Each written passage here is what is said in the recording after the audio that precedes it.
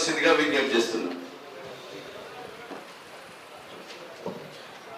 Congress party కుటుంబ సభ్యులందరికీ కూడా మరొకసారి నమస్కారం తెలియజేస్తూ, ఎమ్మెల్సీ ఉప ఎన్నిక ఇక టీఆర్ఎస్ పార్టీ వాళ్ళు నిన్న మొన్న ఎవరైనా వచ్చిరానా?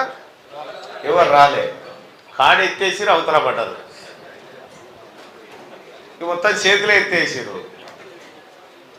ఇప్పుడు భూపాలపల్లి కాడికి వచ్చి బీఆర్ఎస్ పార్టీకి మొదటి ప్రాధాన్యత ఓటేసి గెలిపించమని టీఆర్ఎస్ వాళ్ళు అడిగిరి అనుకో, సత్తాన్ని అడగడా ఈ ఉప ఎన్నిక ఎందుకు వచ్చిందిరా, ఉప ఎన్నిక ఎందుకు వచ్చిందని అడగడా? ఇక్కడ ఉన్నటువంటి భూపాలపల్లి పట్టభద్రులు అడగరా? అసలు ఎవరి కారణం చేత, ఎవరి ప్రయోజనం కోరకు ఈ ఉప ఎన్నిక వచ్చింది?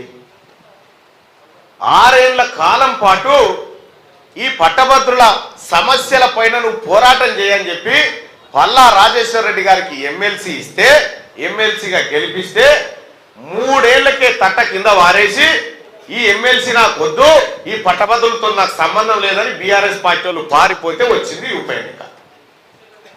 మళ్ళనాటి ఇప్పుడు ప్రశ్నించే గొంతని మళ్ళీ వాళ్ళని పట్టుకొని వస్తావు. వాళ్ళ పార్టీ వాళ్ళే ప్రశ్నిస్తారు, ఈయనకెందుకు ఇచ్చిర్రా టికెట్ అని. సరే, వాళ్ళ పార్టీ పంచాయతీ మనకు సంబంధం లేదు. ఇక కీసరాగారికి బయట పడే వరకల్లా ఓట్ల పెట్టెలు ఇస్తారు, రిజల్ట్ వస్తుంది, వచ్చిపోతుంది. కానీ ఆయనది అట్లా. ఇక భారతీయ జనతా పార్టీ నుంచి పాపం పెద్ద ఆయన ముసలాయనకి ఇచ్చారు, ఆయన పేరు ప్రేమేందర్ రెడ్డి గారికి ఇచ్చారు. సరే, ఆయన ఏదో శాతమైన కాడిగా వరంగల్ పార్కుల పండు అక్కడిక్కడ కొంత వరంగల్లో కొంత పరిచయమే, ఆ పెట్రోల్ బంక్ ఆ ఏరియాలో పరిచయం కొందరు. అయితే వీళ్ళు ప్రశ్నించే గొంతుకలు, పోరాట యోధులు అని చెప్పి తిరుగుతూ ఉన్నారు. వాస్తవానికి వీళ్ళకి టికెట్ ఇవ్వకపోతే ప్రశ్నించింది మళ్ళీ తీర్మానమాలన్ననే. మనం ప్రశ్నిస్తేనే వీళ్ళు గతంలో అన్యాయం జరిగిందంటేనే మనమే ప్రశ్నించడం. సరే, ఉప ఎన్నిక కాబట్టి, వాళ్ళ అభ్యర్థులు కాబట్టి ఇప్పటిదాకా బిగ్ టీఓలు ఆడ హరిత హోటల్ కాడ కలిసి ఎవరితో పోటీ ఉంటుందని చెప్పి నన్ను అడుగుతూ ఉంటే వాళ్ళు కొట్లాడుతారు. వాళ్ళ తేలినాక నేను చెప్తా ఎవరనేది. నేనంటే నేనని చెప్పి వాళ్ళే కీసులాడుతారు.